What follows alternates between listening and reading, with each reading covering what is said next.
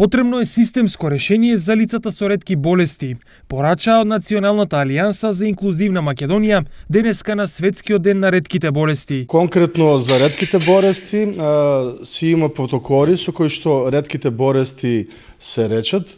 Значи има потребни рекови, потребни супременти. Моментално се соочуваат со горен проблем со ова, со набавки на овие рекови, со нивно подигнување во Скопје. Значи не можат во собствените градови да ги подигнат, што е трошок.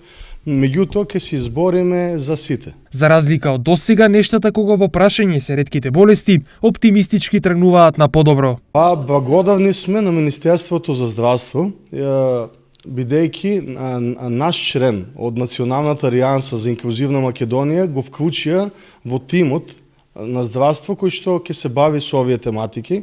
Исто му благодариме на министерот Филипче кој што денес активно се вклучи во обележувањето на денот. Инаку на ниво на држава има околу 2000 до 3000 лица со ретки болести.